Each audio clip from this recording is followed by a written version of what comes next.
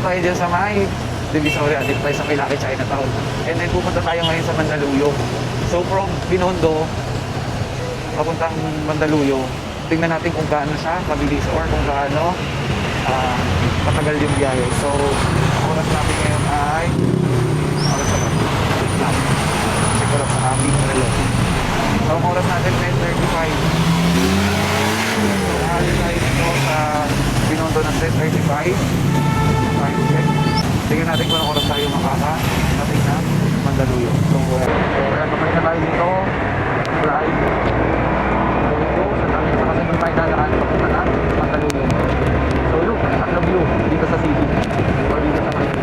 Kasi para ako para makikita nila mas malawak na view. So, yun, LRT. LRT nila. Nasa magkang pata.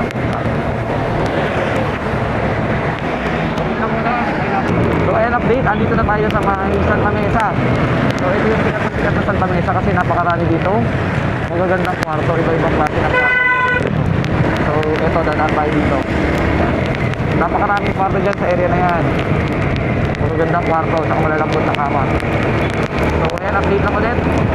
Punta na tayo dun sa Kalentong. Doon tayo dadaan sa Mandaluyong.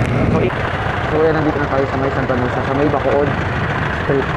So, dati dyan tayo OJT. Sa Bacood Fire Station. Dito sa Santa Mesa.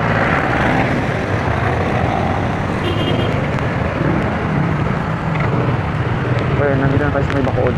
Ito yung tulay. Grabe, ba't may mga nakapark dito? Ano kaya ganap nila dito, mga nakapark dito sa side na to? Feeling ko ito yung mga naninirahan sa mabababang lugar. So, nilagay nila dito sa may tulay yung sasakyan nila kasi nga, baka bumaha. Baka lumubog sa baha. Kaya, dito sila nagpark sa mismong tulay. Kasi almost ang nadadaanan kasi mga nakapark sila lahat doon sa tulay. Kasi nga baka tumataas yung tubig, bumabaha, natatakot sila na malubog yung kanilang mga sasakyan. Kaya doon sila nagpark sa tulay. Pero bawal po yun, no? Hindi po yung dapat pinaparkan. Mamaya mag-collapse yung tulay na yun, edi mas lalong dagdag sa ilog yung mga sasakyan nila. So ayan, malapit na tayo, dito na tayo sa may Kalentong banda.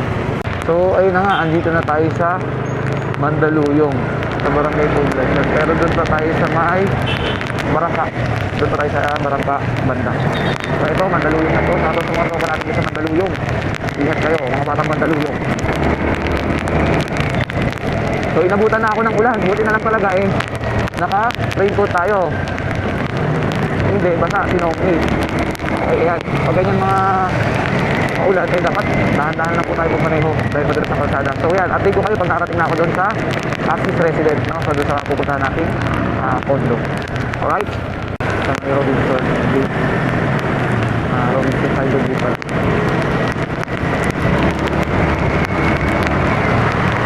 Nabutan na ako na.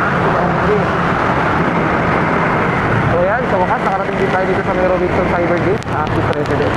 So time check, 11:10. So 11:10 tayo nakarating dito. So 10:35 tayo malis ng Binondo, 11:10 tayo nakarating. So ayan, dito tayo ngayon sa Axis Residence. Magpa-park lang muna tayo and then bago tayo umalis sa taas. Alright? So yun lang muna for today's video ni Ninong. Dahil maulan, magpapahinga lang muna tayo. Alright, see you!